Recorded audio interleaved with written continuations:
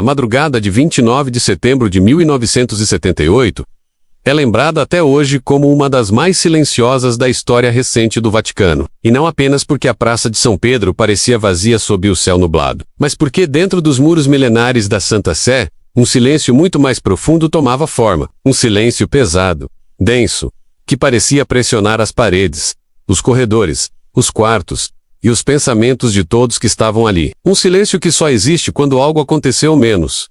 Algo grave demais para ser dito imediatamente. Naquele dia, o corpo do Papa João Paulo, o pontífice que ficara apenas 33 dias no cargo, foi encontrado sem vida em sua cama. Seu rosto, segundo quem o viu primeiro, tinha uma expressão estranha. Não de dor, não de paz, mas de espanto, como se tivesse visto algo antes de partir, como se tivesse sido interrompido no meio de um pensamento. E desde então, por décadas, essa expressão se tornou objeto de especulação, medo e rumores. Mas a preocupação não começou naquela madrugada. Começou semanas antes. João Paulo havia sido eleito com a promessa de reformar setores sensíveis da Igreja. Ele queria transparência nas finanças.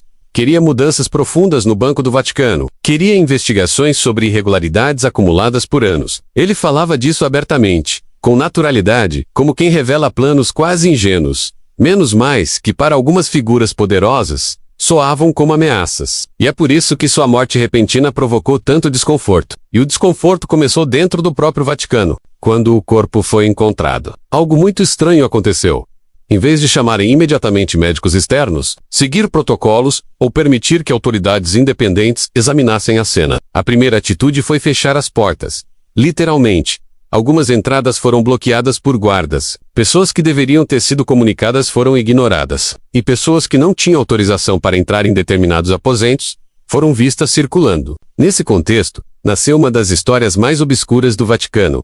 O suposto relatório interno sobre a morte do Papa João Paulo I, um documento que, segundo rumores insistentes, foi escrito nas primeiras 48 horas após sua morte e nunca foi publicado. Esse relatório teria sido solicitado por membros da própria Cúria, que queriam registrar oficialmente o que aconteceu naquela madrugada, mas que ao mesmo tempo sabiam que não poderiam divulgar as informações sem causar um terremoto diplomático dentro e fora da Igreja. Há quem diga que esse relatório nunca existiu. Há quem diga que foi destruído. Há quem diga que está guardado até hoje em uma sala subterrânea, acessível apenas por 3 pessoas no Vaticano. O fato é que desde 1978, todos os que se aproximam demais dessa história encontram portas fechadas, memórias seletivas e versões contraditórias. E as contradições começaram imediatamente. A primeira versão oficial dizia que o Papa foi encontrado pelo secretário particular. Horas depois, outra pessoa afirmou que quem o encontrou foi uma freira. Posteriormente, a narrativa mudou novamente, alegando que ambos estavam presentes. A posição em que o corpo foi encontrado também mudou. Na primeira versão, ele segurava papéis. Depois, disseram que não havia nada em suas mãos. Por fim, a própria existência dos papéis foi negada. Essas mudanças levantaram uma pergunta inevitável. Por que algo aparentemente simples? Quem encontrou o Papa e como ele foi encontrado, tinha tantas versões diferentes? É aqui que entra um dos detalhes mais intrigantes da história. Os papéis. Testemunhas afirmam que o Papa João Paulo estava revisando documentos antes de dormir. Documentos sensíveis, ele havia recebido relatórios sobre movimentações financeiras irregulares ligadas a figuras influentes dentro do Instituto para as Obras de Religião, o famoso Banco do Vaticano. Também havia recebido informações sobre ligações suspeitas entre membros da Igreja e grupos políticos italianos. E, segundo algumas fontes, ele planejava anunciar mudanças drásticas em menos de uma semana. Isso gerou desconforto. Desconforto profundo. E desconforto dentro de uma instituição não é apenas incômodo, é sinal de choque iminente. Nessas circunstâncias, o suposto relatório secreto começa a fazer sentido, porque se o Papa realmente tinha documentos importantes em mãos na hora da morte, esses documentos desapareceram, não constam em inventário, não foram arquivados e jamais foram vistos novamente. Algumas pessoas afirmam que foram recolhidos por um funcionário específico do Vaticano. Outras dizem que foram destruídos naquela mesma madrugada. Outras alegam que estão guardados, esperando o dia certo para emergir. Mas o fato mais inquietante é que ninguém negou oficialmente que documentos sumiram naquela noite. O Vaticano apenas escolheu não comentar. As investigações internas da época não seguiram o padrão usual. Não houve autópsia, mesmo com inúmeras solicitações. Não houve reconstituição da cena. Não houve revisão completa da rotina do Papa nos dias anteriores. E para piorar, a causa exata da morte foi atribuída imediatamente, e sem hesitação a um ataque cardíaco. Mesmo sem exames conclusivos. Essa rapidez criou suspeita até mesmo entre membros internos. Um dos médicos consultados na época, disse anos mais tarde que nunca entendeu como chegaram tão rápido a uma conclusão tão definitiva, sem verificações básicas. Ele afirmou que, caso fosse um cidadão comum, teriam sido feitos exames. Mas, sendo o Papa, tudo foi decidido em silêncio, e sem questionamentos públicos. Esse silêncio é o que alimenta a história até hoje. 40 anos depois, pessoas ligadas ao Vaticano afirmam que existe sim um relatório interno sobre os acontecimentos daquela noite. Um relatório completo, detalhado, provavelmente preparado por mais de uma pessoa. Ele descreveria quem encontrou o Papa, quem entrou e saiu do quarto, quem manipulou os objetos ao redor, quem foi chamado nas primeiras horas, quem foi mantido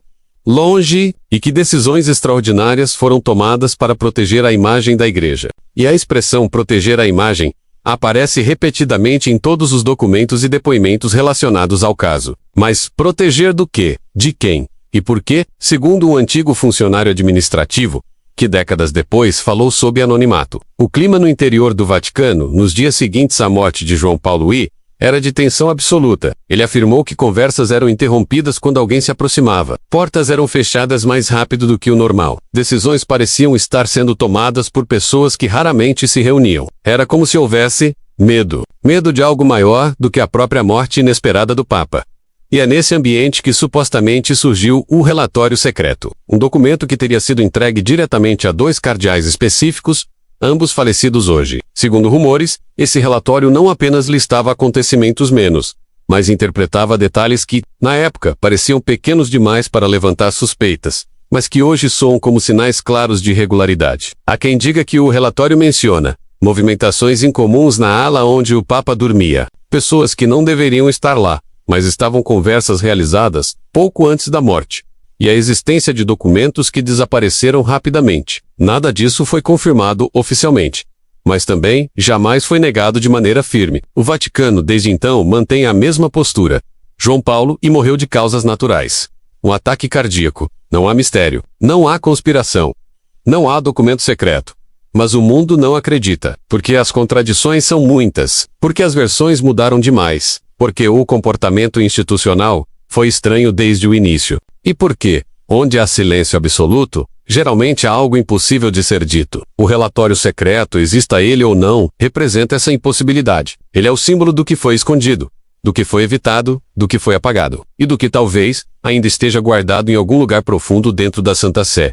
Agora, mais de 4 décadas depois, novas pistas começam a surgir, e algumas delas fazem o antigo relatório ganhar vida novamente, como se estivesse esperando apenas o momento certo para retornar. O que aconteceu com o Papa, João Paulo, e naquela noite? E por que alguém teria escrito um relatório que jamais poderia ver a luz do dia? Essas são as perguntas que começam a ganhar força novamente. E na próxima parte, mergulharemos exatamente onde ninguém teve coragem de mergulhar. No que mudou dentro do Vaticano nos dias seguintes à morte do Papa Menos, e no que isso revela sobre o documento mais proibido já mencionado na história da Igreja. Os dias que se guilherme morda, do Papa João Paulo a formamima das atmosferas mais estranhas já registradas dentro do Vaticano.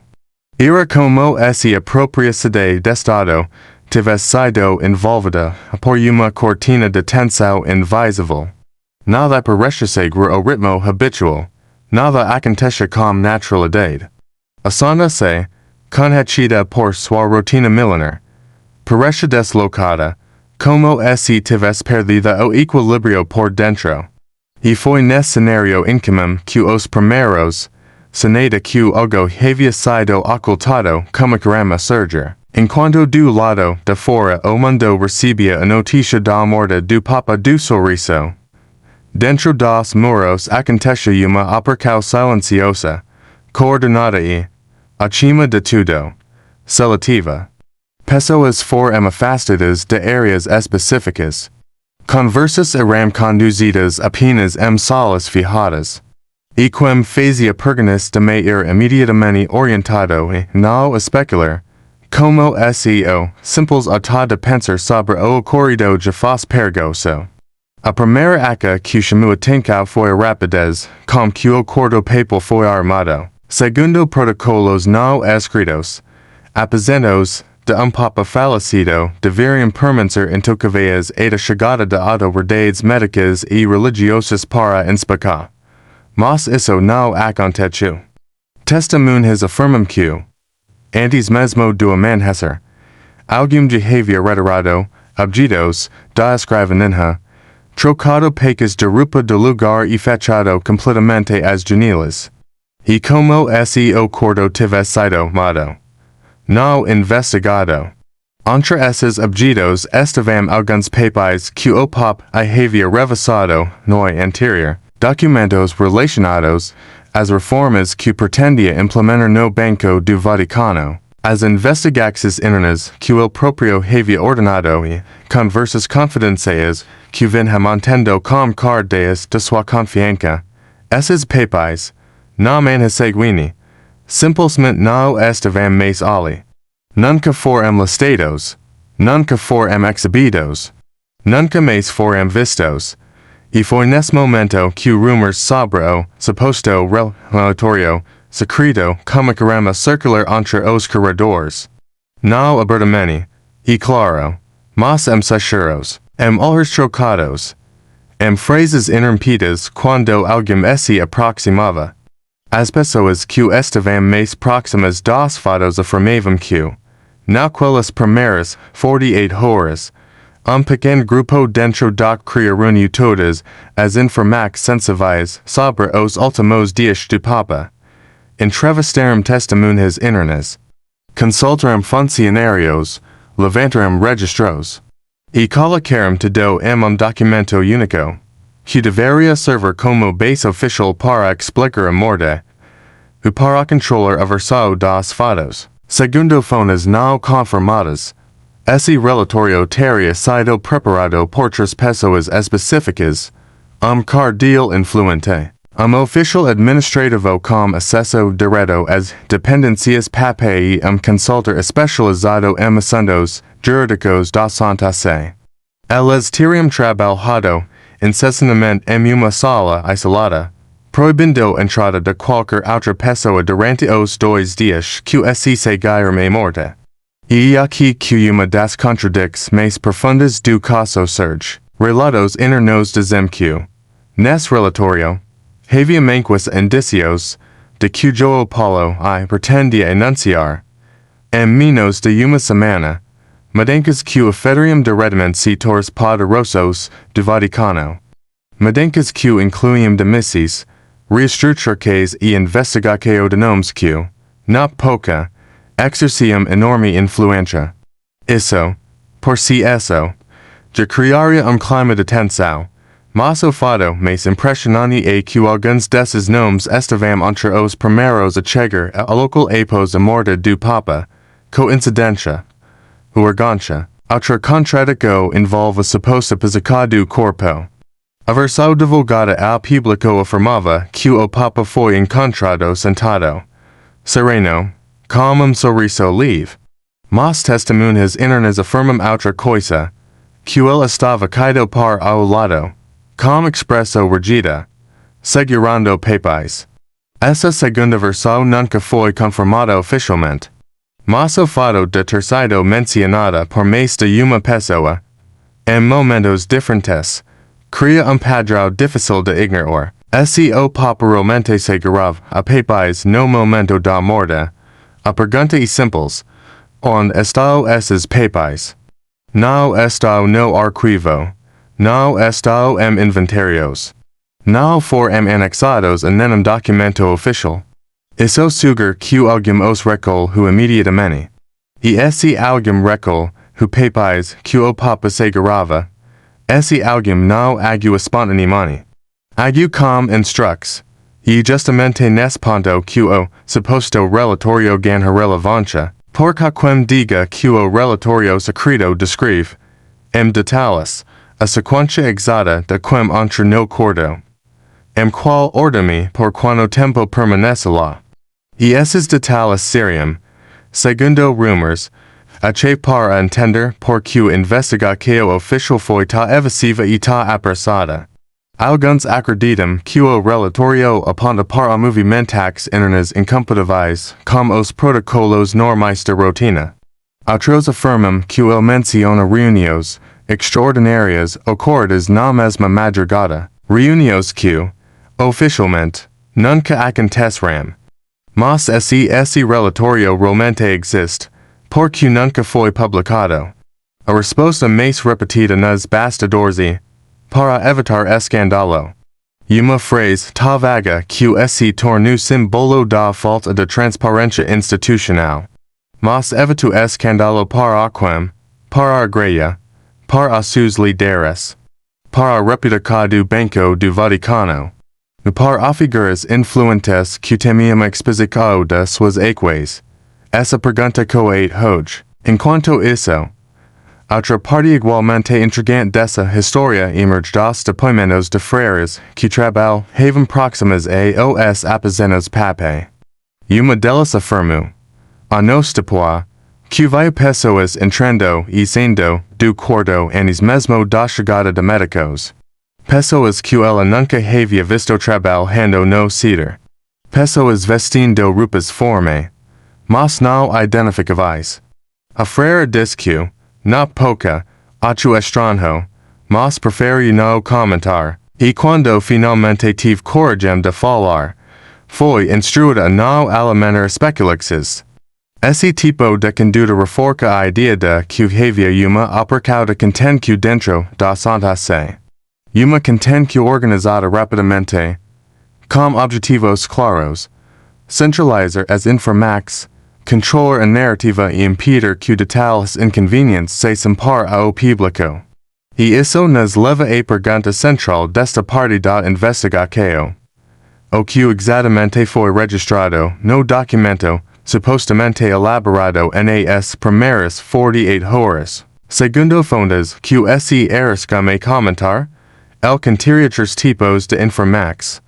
1. Detalhes cronológicos da noite da morte horários, pessoas envolvidas, movimentos e contradicts. 2. Relatórios sobre documentos e conversas que o Papa mantém nos dias anteriores incluindo reformas que impactariam setores sensíveis. 3. Ataques sobre irregularidades observadas na cena que foram omitidas da versão oficial. Se isso for verdade, esse é menos uma dessas três categorias estiver presente nesse relatório. Então estamos diante de dos documentos mais explosivos da história da Igreja moderna. Documento cuja simples existência justificaria o silêncio. Silêncio que se tornou tá profundo, tá denso, tá cuidadosamente mantido, que parece fazer parte da estrutura física do Vaticano. Mas silêncio não apaga mistério. E quanto mais o tempo passa, mais perguntas surgem. Por que a morte de Papa tá querido foi tratada com tanta pressa? Por que detalhes foram omitidos? Por que versos mudaram? E o mais importante, por que alguém teria escrito relatório proibido? Se não havia nada a esconder.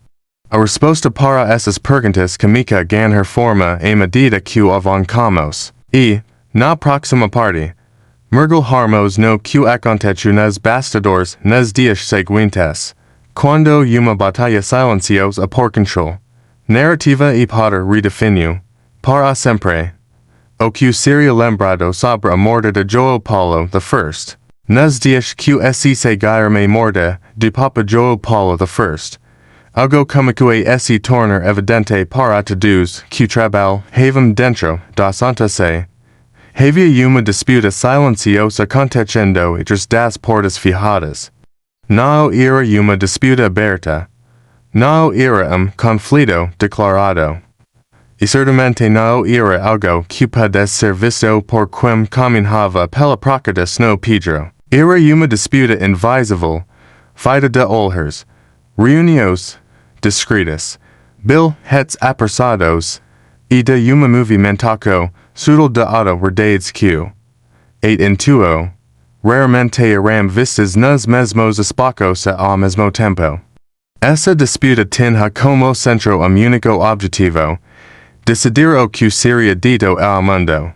E, para isso, era necessário controlar o que constaria, no suposto relatório interno produzido nas primeiras 48 horas. Esse relatório, segundo pessoas que afirmam tê-lo visto, não era apenas uma reconstituição da noite. El continha informações que alguns consideravam perigosas também para haverem à luz do dia. Informações que, se publicadas, levantariam dúvidas que a igreja não estava disposta a enfrentar. A primeira evidência dessa disputa silenciosa foi observada na mudança abrupta da postura de certas figuras da cria. Cardeias que eles defendiam transparência começaram, repentinamente, a evitar o assunto.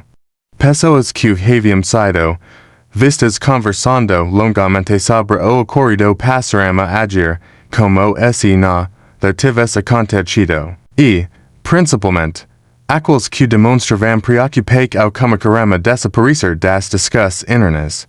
Era como se filtro invisível estivesse selecionando quem podia, e quem não podiam se aproximar da verdade.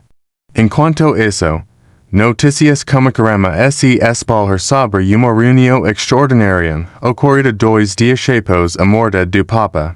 Essa reunião não aparece em nenhum registro oficial, mas testemunhas afirmam que aconteceu tarde da noite, em uma sala pequena localizada em uma ala pouco frequentada. Os presentes seriam figuras-chave da época, 2 cardeias influentes, bispo como autoridade administrativa e representante do Banco do Vaticano.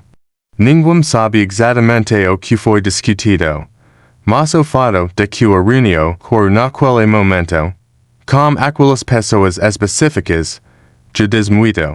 O Banco do Vaticano, afinal, era uma das áreas que João Paulo I pretendia reformar imediatamente. Ele havia demonstrado preocupação com operações financeiras consideradas opacas, com conexos suspeitas com bancos italianos, e com atuação de figuras que, época, tinham tanto poder quanto políticos. Reformar esse setor era, sem exagero, enfrentar uma estrutura de décadas acumuladas de influência e acordos. E justamente nesse contexto que surge uma das suspeitas mais duradouras, é de que a morte de João Paulo foi conveniente para grupos que temiam que suas operações fossem expostas. Não há provas oficiais disso, mas a coincidência entre os planos do Papa, os nomes envolvidos, e a rapidez com que tudo foi silenciado cria uma narrativa que resiste hoje. Dentro dessa possível reunião extraordinária, acredita-se que o relatório secreto tem sido tema central. Há quem diga que alguns queriam que o documento fosse destruído imediatamente. Outros, mais cautelosos, defendiam que ele fosse preservado, mas inacessível. E outros ainda acreditavam que o relatório poderia ser usado futuramente como uma ferramenta de pressão interna. Mas o ponto comum entre todas essas versões isso, todos queriam controlar o que seria lembrado sobre a morte do Papa, e foi nesse momento que uma contradição interna quase escapou para a imprensa. Funcionário administrativo, em entrevista anos mais tarde, afirmou que naquela mesma semana recebeu ordens diretas para reorganizar arquivos em uma sala restrita, em documentos considerados sensíveis eram armazenados. Ele diz que, entre as queixas que deveriam ser movidas, havia uma nova, sem etiqueta oficial, lacrada, com apenas uma palavra manuscrita, privado. Ele sempre acreditou que aquela queixa continha informações sobre as primeiras horas da morte do pontífice. Mas ele também afirmou algo ainda mais inquietante. Poucos dias depois, a queixa desapareceu. Quando pergunta sobre ela, disserem lipara no mentioner o assunto novamente. En cuanto eso, no exterior, o Vaticano se preparva para emitir comunicados oficiais. Comunicados cautelosos, controlados, cuidadosamente revisados. E as mensagens eram sempre as mesmas, morte natural, ataque cardíaco, serenidade, tranquilidade, nenhuma dúvida, nenhuma necessidade de questionamento.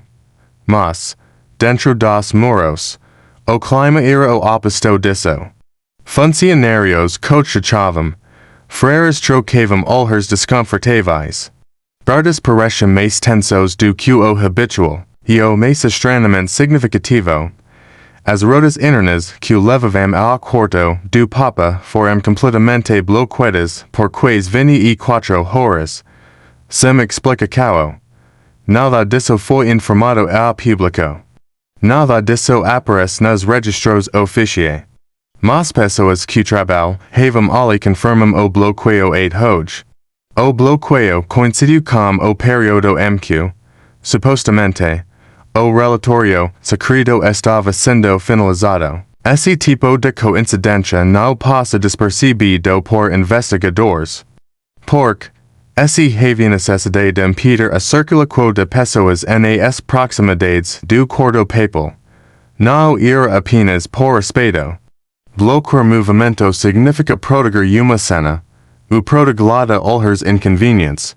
Dias depois, quando o Vaticano finalmente abriu as portas para comunicar formalmente ao público que a morte havia sido natural, algumas pessoas internas já sabiam que aquilo não era o que todos acreditavam. Essa discrepância entre a narrativa oficial e sentimento privado foi dos motivos que, posteriormente, levaram jornalistas e escritores a investigar obsessivamente o caso.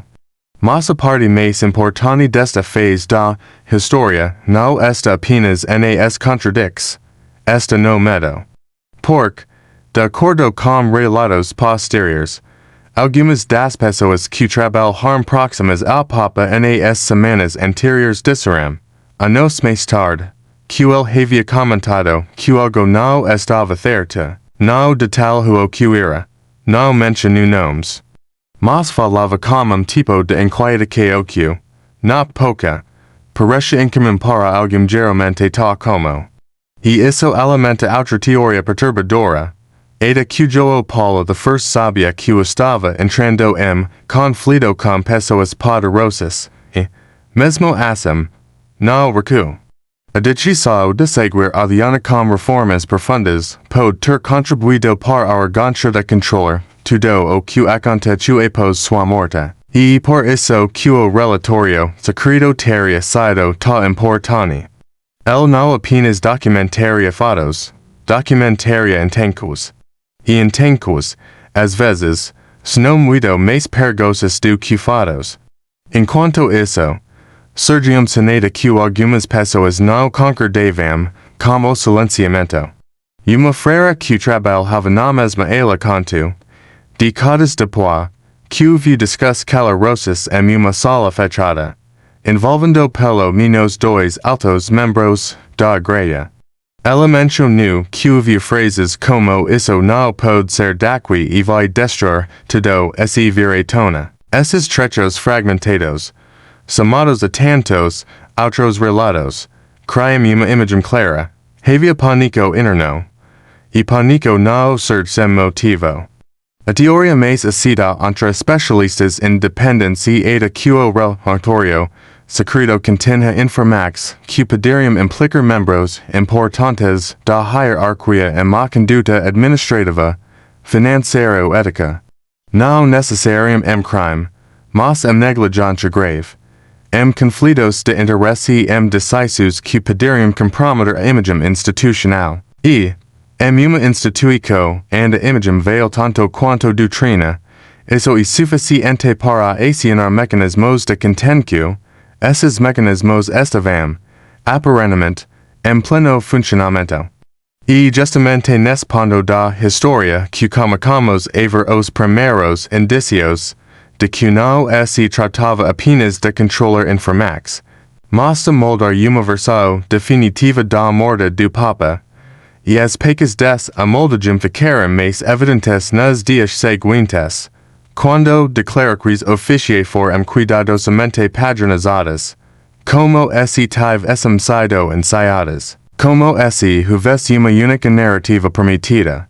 Na próxima parte, mergulharmos justamente nesse processo, como a versão final sobre a morte de João Paulo I foi construída, como modo, e por que as pecas dessa construca continuum, et hoje, cercadas por sombras, como passar dos dias, a versão oficial sobre a morte do Papa João Paulo I começou a ganhar forma definitiva, não porque era a mais precisa, mas porque era a mais conveniente. A narrativa final, repetida incansavelmente por porta-vozes e documentos públicos, dizia que o pontífice havia morrido de causas naturais, durante o ano, sem sofrimento. Era uma frase simples, limpa, calculada. Uma frase que deveria encerrar o assunto antes mesmo que o mundo tivesse tempo de reagir. Mas, dentro do Vaticano, todos sabiam que nada estava encerrado. Ao contrário, a cada dia que passava, surgiam novos detalhes que contradiziam a versão oficial. Pessoas que estavam próximas ao Papa antes de sua morte haviam visto conversas visto encontros incomuns, percebido alterações bruscas na rotina. Funcionários afirmavam que algumas figuras de alta escala tinham demonstrado reocupação extrema nos dias anteriores, como se soubessem que algo importante estava prestes a acontecer. Mas nada disso chegou ao comunicado público. Nada disso foi mencionado. Tudo foi cuidadosamente apagado. O processo de moldar a narrativa foi meticuloso. As primeiras declarações foram escritas a várias mas, revisadas diversas vezes, et que restassem apenas frases neutras e altamente controladas. Nada de detalhes, nada de inconsistências. Nada que chamasse atenção. Enquanto isso, pessoas que poderiam acrescentar pontos relevantes foram afastadas. Algumas foram mandadas para a miscos em outros países, outras simplesmente deixaram de aparecer. E o mais estranho, todas as versões oficiais ignoraram completamente as reformas que João Paulo I pretendia realizar. Nenhum comunicado se mencionou que ele estava prestes a tomar decisões drásticas sobre o Banco do Vaticano. Nenhum momento se falou das conversas privadas que ele havia tido com cardeais que temiam as consequências. Tudo isso desapareceu, como se nunca tivesse existido. E precisamente esse desaparecimento seletivo que os especialistas apontam como das sinais mais fortes de manipulação. Porque, quando uma instituição escolhe o que deve ser lembrado, o que deve ser esquecido, ela não está apenas comunicando, ela está moldando a realidade. Enquanto isso, o suposto relatório secreto permanece oculto.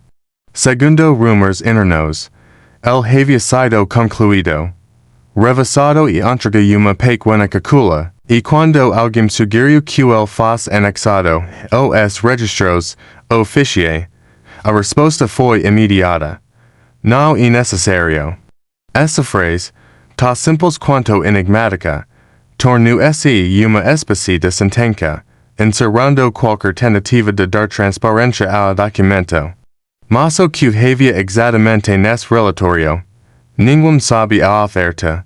Mas como afirmator visto partes dele diz que continha, erros incompatíveis, com as versões oficiais testemunhos internos contraditórios, manguas a documentos, desaparecidos, inconsistências na psique do corpo relatos de movimentos internos incomuns e, principalmente, indicios de que o Papa vem sendo pressionado esses prescriterium origem setores que temiam perder poder, influência e controle financeiro. Setores que radicadas moldavam decisões internas e que não estavam dispostos a permitir uma reforma abrupta.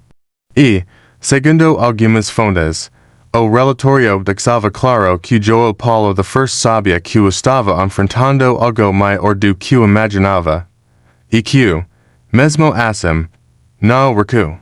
Esse último detalhe, a ideia de que o Papa pode ter enfrentado resistência em seus últimos dias, e talvez o mais perturbador, por transforma sua morte em algo muito mais complexo do que simples evento médico. Transforma em uma história en fé, poder, silêncio e medo se cruzam de forma inseparável.